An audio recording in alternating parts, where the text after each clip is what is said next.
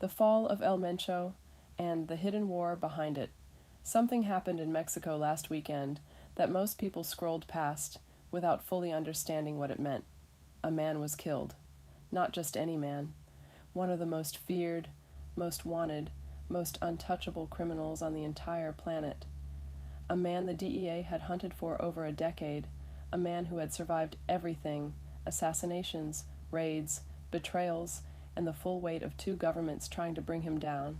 His name was Nemesio Oseguera Cervantes, but the world knew him by a different name, El Mencho, and now he's dead. But here's what I want you to understand before we go any further, because this is the part that almost nobody is talking about. His death is not just a drug story. It's not just a Mexico story. It is a story about power, pressure, politics, and a behind-the-scenes war that has been quietly escalating for months between Washington, D.C. and Mexico City.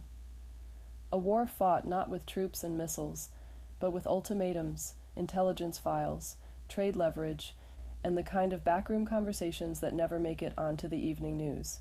This is the story of how El Mencho actually died, not the surface version, the real version. And once you understand what's really going on here, you'll never look at the drug war the same way again.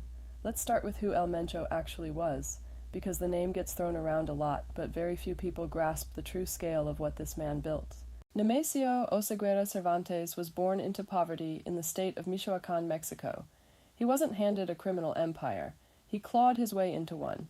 In his early years, he actually worked in the United States as an agricultural laborer, picking crops in California.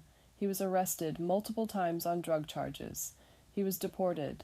And somewhere in that journey, something shifted inside him, because when he went back to Mexico, he didn't go back as a poor farm worker. He went back as a man with a vision, a man who had studied how power worked, a man who had decided he was going to build something that nobody could touch. He founded the Cartel Jalisco Nueva Generación, the Jalisco New Generation Cartel, known by its Spanish initials as the CJNG. And what he built was not your grandfather's drug cartel. This wasn't some loose collection of street criminals running corners. El Mencho built a military, a corporation, a terror organization with global reach, sophisticated weapons, drone technology, and the kind of financial infrastructure that would make some small countries envious. At its peak, the CJNG was operating in more than 24 Mexican states. It had tentacles in the United States, Europe, Asia, and Australia. It was flooding American communities with fentanyl, the synthetic opioid that has killed more Americans in recent years than car accidents, gun violence, and many wars combined. The DEA placed El Mencho on their most wanted list. The U.S. government offered a $10 million reward for information leading to his capture. $10 million. And for years, for over a decade, he stayed free. He stayed free partly because he was careful.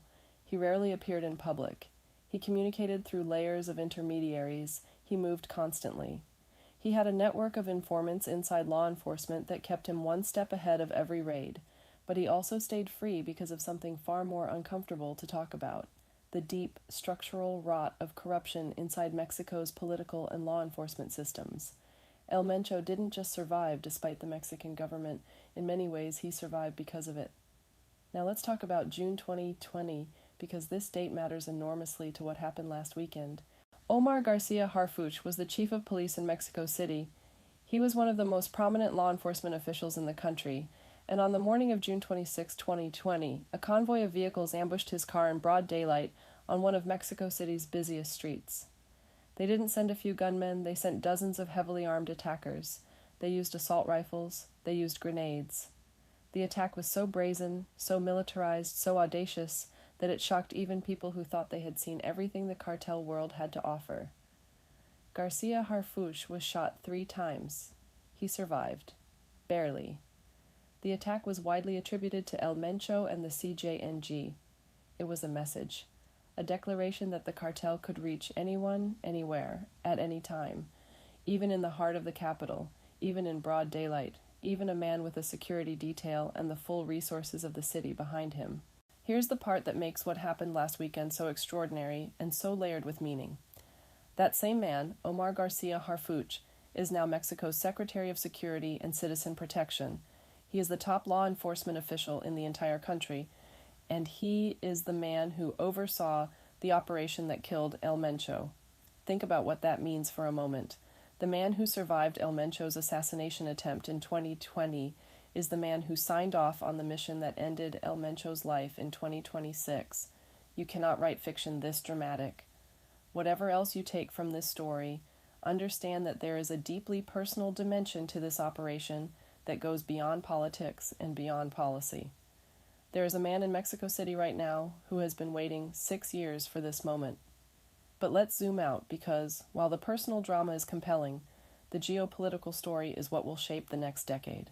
For years and for generations really, the United States and Mexico have had a complicated, often dysfunctional relationship when it comes to the cartels. Washington would push, Mexico City would promise. Occasionally there would be arrests, extraditions, high-profile takedowns, and then things would settle back into the same patterns. The cartels would reorganize, new leaders would emerge, the fentanyl would keep flowing, the deaths would keep mounting. This time feels different, and the reason it feels different starts in Washington. When Senator Ted Cruz traveled to Mexico last August, he wasn't on a diplomatic goodwill tour. He was delivering a message. He sat down with senior Mexican government officials, and he told them, directly and without diplomatic softening, that the status quo was no longer acceptable. He told them that Washington expected real action against the cartels, not promises, not press conferences, not the occasional symbolic arrest. Real action, disruption of operations, targeting of leadership, measurable results. And then he told them something that cut through every layer of diplomatic language. He told them that if Mexico didn't take this seriously, President Trump would. He told them that action was coming one way or another. The only question was whether Mexico would be a partner in that action or a target of it. Cruz himself described this conversation to Fox News, saying plainly that he made clear they needed to take the cartels seriously or the president was going to act. He pointed to what he called a spectacular turnaround by Mexico as direct evidence that the pressure worked. Now, you can agree or disagree with Ted Cruz on any number of things, but what he's describing here is a fundamental shift in how Washington is applying pressure to Mexico. It's not just diplomatic requests anymore. It's conditional ultimatums tied to real consequences. What kind of consequences? This is where it gets interesting. Mexico's economy is deeply intertwined with the United States. The relationship is not symmetric. It's not two equal partners who can walk away from each other. Mexico depends on access to the American market in ways that give Washington enormous leverage. Trade agreements, tariffs, economic sanctions, these are not abstract concepts in Mexico City. They are existential concerns. The Trump administration has made clear, through both official statements and more informal channels, that Mexico's performance against the cartels is going to be factored into broader economic negotiations, that the goodwill generated by cooperation on security issues will translate into more favorable treatment on trade, and that failure to cooperate, or worse, active obstruction, will carry real economic costs. Melissa Ford Maldonado, the director for the Western Hemisphere at the America First Policy Institute, articulated this dynamic precisely when she said that the Trump administration made it clear it would condition trade leverage and even the possibility of unilateral action on Mexico's performance against the cartels. She described this as having completely reshuffled the incentives in Mexico City. This is a fundamentally different playbook than what Washington has tried before. Previous administrations made security cooperation a separate lane from economic relations. They compartmentalized.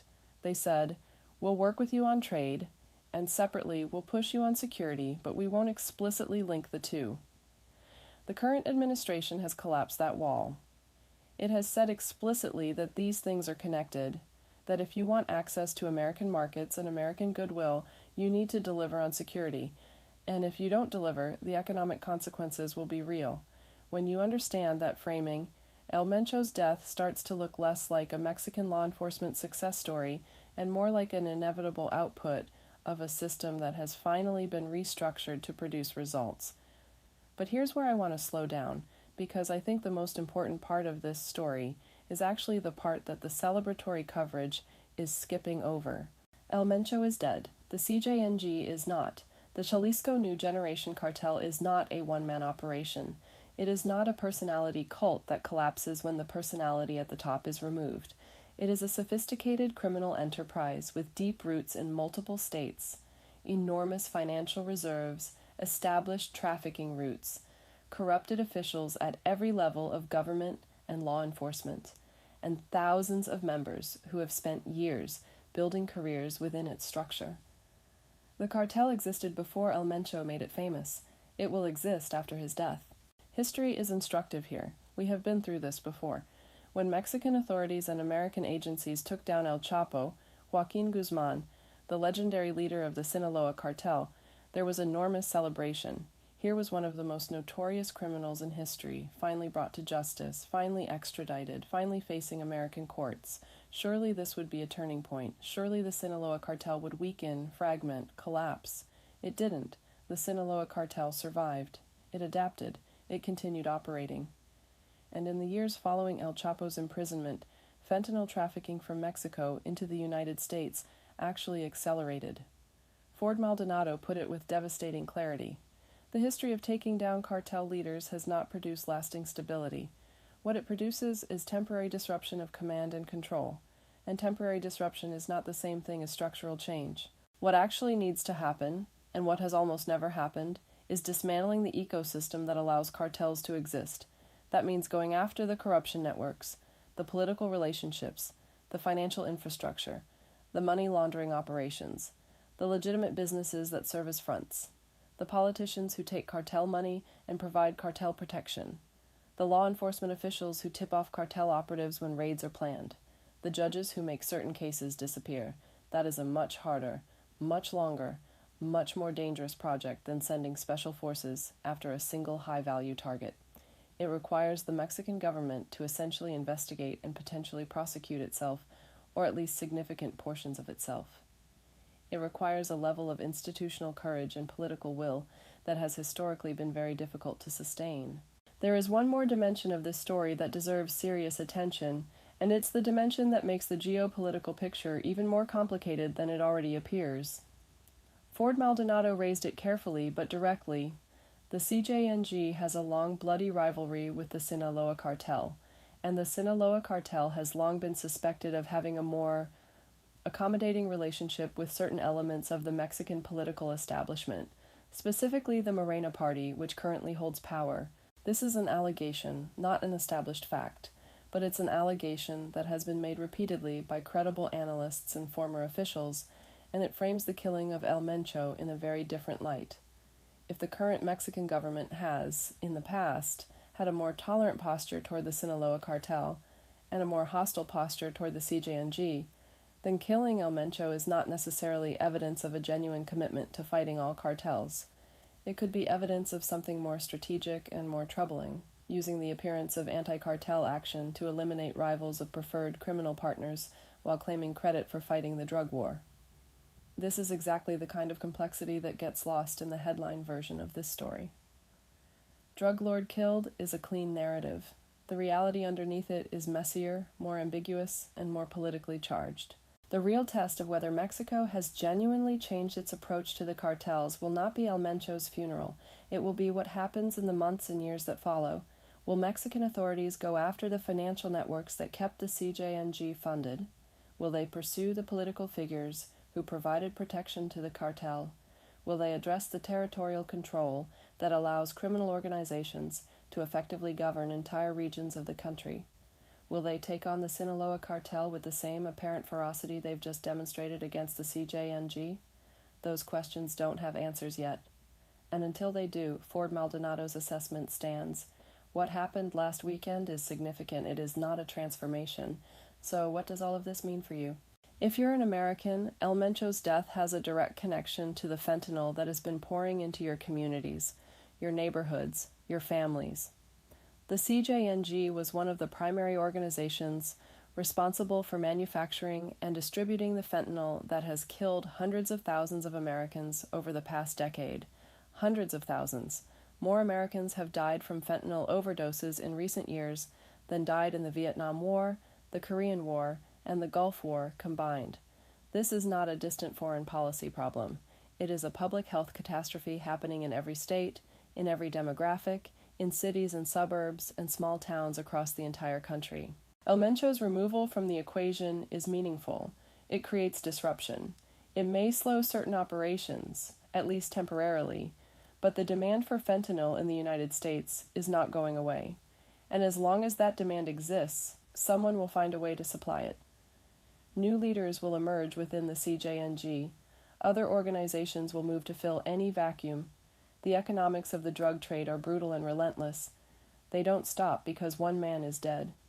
The deeper question, the question that actually determines whether American communities will be safer 5 years from now, is whether the structural changes are coming, whether the pressure that Washington is now applying to Mexico will be sustained and deepened, whether it will move beyond targeting individual cartel leaders and into genuinely dismantling the systems that make the cartels powerful. That is the story worth watching. Not just the headline, the follow-through. El Mencho is dead. A man who was once a farm worker in California died in a military operation in Mexico 6 years after his cartel tried to kill the man who would eventually sign off on his elimination. The most wanted drug lord in the Western Hemisphere, brought down by a combination of American intelligence, Mexican military forces, and a geopolitical pressure campaign that has been quietly building for years. It is a significant moment. It deserves to be understood clearly, without the comforting simplification of a clean victory narrative. Because the real story here is not about one man.